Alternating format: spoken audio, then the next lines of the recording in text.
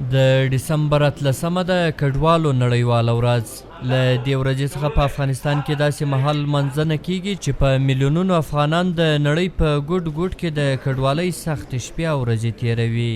د اسلامي امارات چارواکو په کابل کې د کډوالو د نړیوالې ورځې په پار په جوړه شوې غونډه کې وویل چې په هیواد کې روان بد وضعیت د امریکا او د هغوی د متحدینو له کبله رامنځته شوی او اوس یې باید پر وړاندې ځان مسؤل وګڼي او دغه راز اوسنی حکومت په رسمیت باندې وپیژني.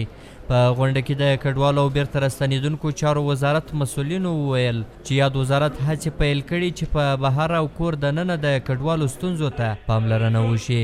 د دوی په خبره په دې برخه کې باید نړیواله ټولنه هم لاسنیوی وکړي.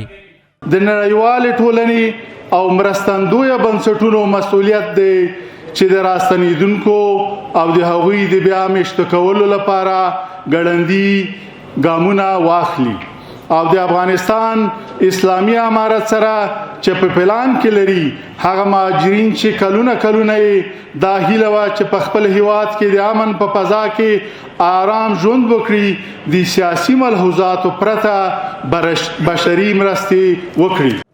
په غونډه کې د بهرنیو چارو وزارت سیاسي مرستیال شیر محمد عباس ستانکزي وویل چې په هیواد کې د تیرو 4 لسیزو جګړو میلیونونه افغانان کډوالۍ ته اړ کړي دي او اوس مهال په تر ټولو بد وضعیت کې قرار لري.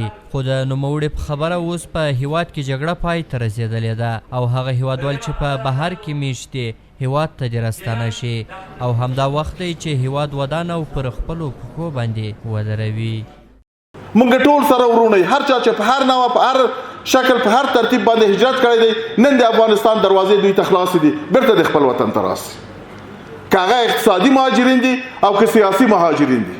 د امریکا وظیفه ده چې د افغانستان په اقتصاد کې بیا فعاله ونډه واخلي او د افغانستان اقتصاد بیا ورغوي ځکه چې په دې 20 کالو کې چې زموږ اقتصاد خرابه کړ دوی خرابه کړ.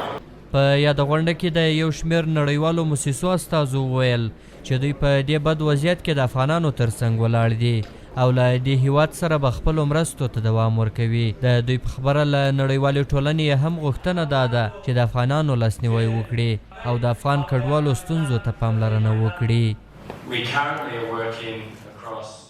مونږ خپله ټوله هڅه کوو هغه افغانان چې غواړي هیواد ته راستانه شي مرسته ورسره وکړو او د دوی لومړنۍ اړتیاوې پوره کړو. دغه راز له هغو هیوادونو سره هم په خبرو بوخت یو چې په دې برخه کې کار کوي ترڅو له افغان کډوالو سره په دې بحراني وخت کې خپلې مرستې زیاتې کړي.